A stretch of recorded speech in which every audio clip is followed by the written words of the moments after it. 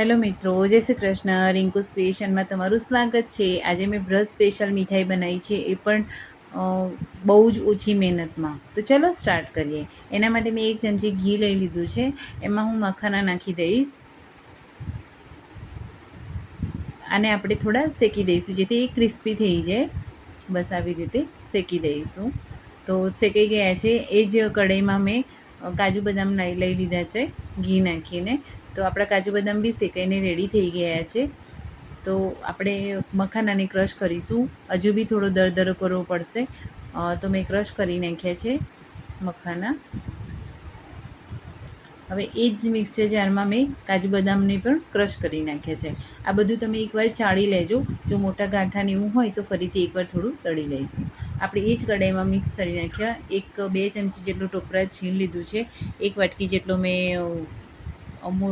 Milk powder લીધો છે અને 1 વાટકી જેટલી બુરું ખાંડ લીધી છે. એમાં હું ઇલાયચી પાવડર નાખી દઈશ.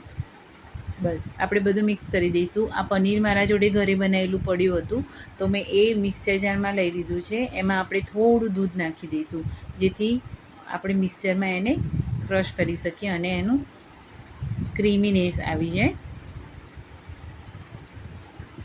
તો આપણું પનીર બી મિક્સરમાં મિક્સ થઈ ગયું છે. તો આને બી આપણે આ મિક્સરમાં એડ કરી દઈશું અને બધું જ એકસાથે મિક્સ કરીને બધું મિક્સ કરી દઈશું. આપણે આમાં ગેસ ચલાવવાની કોઈ જ જરૂર નથી. બધું એમ જ મિક્સ કરવાનું છે. ડો ફોર્મ થઈ ગયો છે. આવી રીતે સરસ જ બહુ જ સરસ દાણેદાર અને બહુ જ મસ્ત બને છે. એકવાર જરૂરથી બનાવજો. બહુ જ ઓછી મહેનતમાં બહુ જ સરસ મીઠાઈ બનીને રેડી થઈ જાય છે અને દરેક વ્રતમાં આપણે ખાઈ શકીએ છીએ. મેં ગ્રીસ કરેલી એક પ્લેટ લઈ લીધી છે. એમાં આ ડોને મૂકીને આપણે એને જમાવી દઈશું.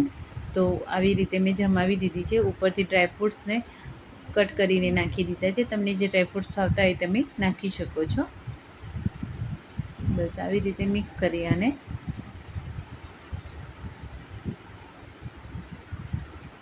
તો મિત્રો બહુ જ સરસ રીતે બની જાય છે. મારી વાનગી કેવી લાગી લાઈક, કમેન્ટ અને શેર કરજો. અને આમાં દેખો આપણે પછી 2 કલાક પછી સેટ થઈ ગઈ છે. મેં ફ્રીજમાં રાખી દીધું હતું તો સેટ થઈ ગઈ છે. હવે એમને કાપા કરી દઈશું. તો જો બહુ જ સરસ બની છે. એકવાર હું તમને તોડીને બતાવી દઈશ. જો બહુ જ સરસ દાણેદાર બની છે અને ટેસ્ટમાં બી બહુ જ સરસ છે. તો એકવાર જરૂરથી બનાવીને ટ્રાય કરજો અને મને કમેન્ટ કરજો કે કેવી લાગી તમને આ રેસીપી. તો રિંકુસ ક્રિએશનને સબસ્ક્રાઈબ કરવાનું ના ભૂલતા અને મારા વિડીયોઝ કેવા લાગે છે એ પણ કમેન્ટ કરજો. લાઈક, કમેન્ટ અને શેર કરવાનું ના ભૂલતા. મળીશું આગળના વિડીયોમાં. જય શ્રી કૃષ્ણ મિત્રો.